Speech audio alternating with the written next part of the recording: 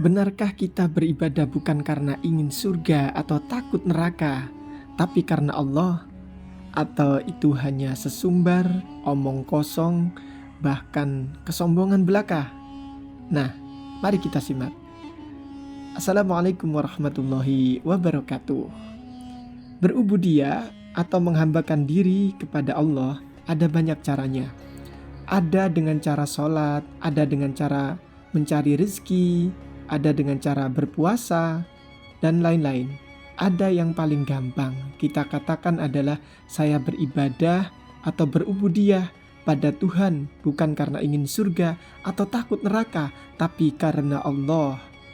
Tapi apakah kita bisa membuktikannya? Ketika mencari rizki, bisakah kita mencari rizki karena Allah, bukan karena ingin membiayakan anak, bukan karena ingin beli mobil, rumah, bukan karena pengen jalan-jalan, bukan untuk makan dan lain-lain?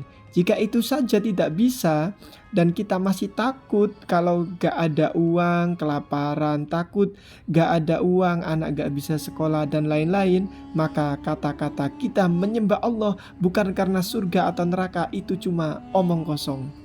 Bisakah kita berbuat baik pada seseorang karena Allah, bukan karena orang itu baik pada kita, bukan karena orang itu orang yang memberi manfaat bagi kita, bukan karena orang itu pintar, orang itu kaya, terpandang dan lain-lain, tetapi karena Allah semata. Jika itu saja tidak bisa dan kita masih tidak mau berbuat baik pada orang yang gak baik kepada kita, pada orang yang kita gak sukai dan lain-lain, maka kita hanya menuruti ego kita.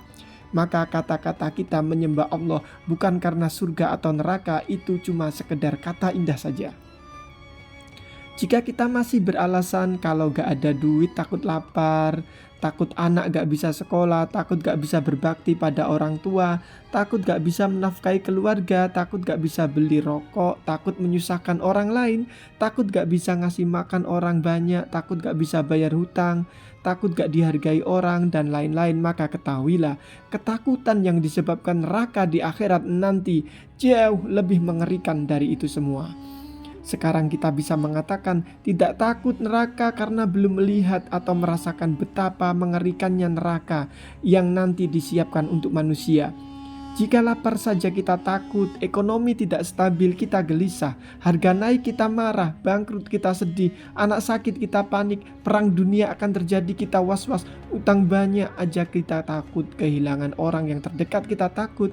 Apalagi neraka yang disiapkan untuk manusia yang secara alami merupakan gabungan segala ketakutan, siksaan, azab dan lain-lain baik psikologis maupun fisik. Begitu mengerikannya neraka sampai para nabi yang sudah dijamin masuk surga pun berlindung daripadanya. Lah, kita siapa? Rabi'ah Adawiyah mengatakan itu dalam keadaan fana. Begitu sadar maka doanya tetap saja Allahumma ajirna minan nar. Ya Allah, jauhkan aku dari api neraka. Berhentilah berfantasi dengan kata-kata, hiduplah dalam dunia kenyataan. Fakta bahwa kita tidak sedang fana, di mana masalah dunia yang kecil saja bisa membuat kita panik dan gelisah.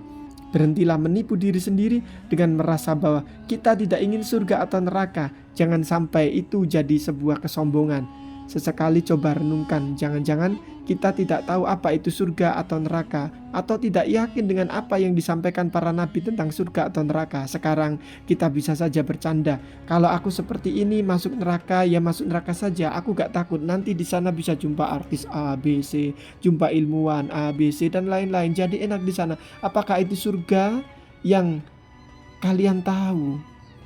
Jika kita sakit, sedikit saja nangis, kehilangan sedikit saja nangis, itu gak ada apa-apanya dibanding neraka.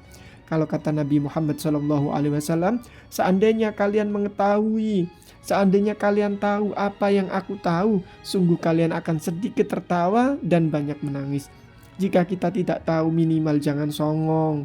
Ayolah bro, amalan kita terlalu sedikit untuk sombong, iman kita masih lemah. Kita masih tergantung pada sebab musabab. Sebagaimana kita masih takut pada cobaan duniawi hari ini, maka kita jauh lebih takut dengan siksa ukhrawi di neraka. Jika kita belum banyak tahu, bukan berarti siksa itu tidak kita rasakan. Sedikit tawaduklah jadi hamba. Apa yang kita sombongkan? Wahai insan, Kita tidak punya apa-apa untuk songong. Kita harus berhenti sebelum terlambat. Terima kasih, semoga bermanfaat.